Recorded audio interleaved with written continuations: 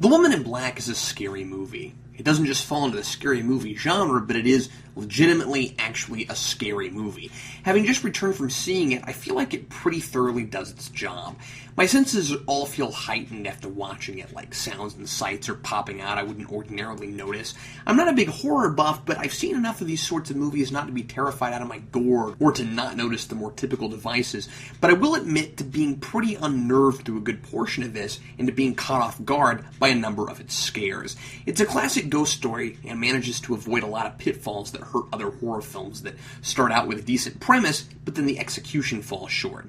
One, the story here is comprehensible, and two, there's a supernatural horror, but also a real-life horror. I think the period setting of early 20th century England, a quiet, simple, and intrinsically somber place, immediately sets the haunting tone this movie needs without going out of its way to force itself to look and feel creepy. Daniel Radcliffe, in his first new role since the Harry Potter franchise, plays Arthur, a man with a 4-year-old son who lost his wife in childbirth and is on a business trip that requires him to visit an abandoned old haunted house and sort through paperwork there.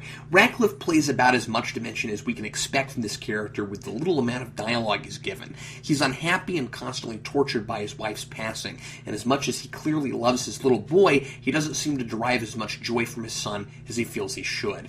Though quite good here, I do think Radcliffe is a little too young for this part. It took a few minutes for me to warm up to the age he's playing, longer than it did to get over the initial reminder that I've never seen him play anything but Potter and that this is a different role. But as invested as he seems in the part, making me look forward to seeing him do other new things and in other genres, this is a haunted house movie, and so the role of setting and protagonist is nearly reversed, where the human being plays the backdrop necessary to introduce the house, which is the real star. Or maybe, more appropriately, the ghost is the real star, as Arthur's explorations of the house uncover more and more details about how the woman in black and her son died. Spoiling any of those details would take away the suspense, but I will say that the overall theme of the movie is the loss of a child and the terrible things that can do to a person. So Arthur's situation, having lost one of the people most precious to him and clinging on to the other, gives him a vested interest in what happened to this woman, and his having something very clear to lose from the onset raises the stakes. The scares are important, but they're derived happily directly from the progression of the narrative, rather than a flimsy story that feels like an excuse to shock the audience. It doesn't throw loud noises at us at random from the very beginning, or black the screen out periodically just to make us jump. The movie opens with an unnerving image, and then builds a bit of a protagonist's backstory along with the chilling atmosphere of the film simultaneously, and those two things go very much hand in hand. There's an excellent sense of pacing, and the movie quickly establishes credibility with its misdirection once Arthur visits the house. Because misdirection is key in a film like this. Divert our attention to one place so you can spring the real scare on us in another. Arthur visits the house more than once, and each time, as the tension builds and the audience feels more uncomfortable, the ride gets more frightening, more and more truly supernatural scares occur, but at the same time, we're also given more pieces to the puzzle, as Arthur finds letters and other items that clue him into what led to this woman haunting this house.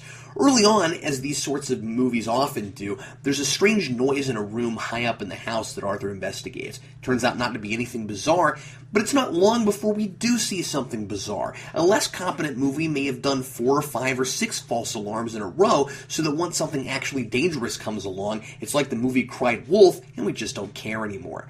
I'll also say that a bunch of unthreatening things don't just jump out at Arthur to freak him out, trying to make him leave this house. There's more going on than that, and there is a real threat. And the reasons all make sense, though I think its motivations could have been a little more thought out. The reason the ghost is angry is fine, but without going into details, the ghost reacts no matter who it comes into contact with, and that lessens the importance of Arthur's thematic connection with it.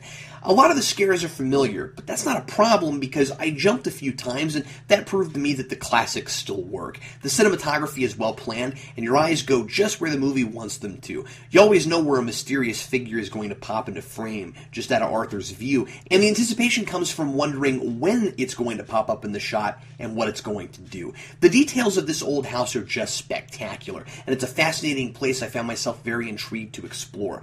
A lot of otherwise harmless objects are used as great scare tactics, and like all good haunted houses, this one has a lot of fun with doors. I do think that by the end, we're shown a bit too much of the ghost itself. I think it's scarier when you don't know just what it looks like. The look itself is not what's creepy about it, it's how it manipulates the things in that house and why. I also appreciate that Arthur isn't a moron. When he goes back into the house, it's always for very good reasons. You might catch yourself saying, no, that's a terrible idea, don't go back in, but he always has to. He's also proactive, and rather than just passively letting these things happen and freaking out about them, he attempts to learn the history of this woman to find out a way to make her stop. He's not the most psychologically complex of protagonists, and while the movie is more about the house than it is about the man, his arc does go to a satisfying place at the end, and I found myself invested enough to care. There's a surprise at the end that isn't irritatingly telegraphed, but I was impressed that it is subtly foreshadowed earlier, in a line by a man Arthur becomes friends with in this strange town, Mr. Bentley, who helps to ground the film in reality, being the only other really normal-seeming person we meet there, who doesn't believe in the occult, but who is most certainly affected by it. I think The Woman in Black is pretty sophisticated and classically done horror, and I found it genuinely scary. I'm going to give it a 3 out of 4.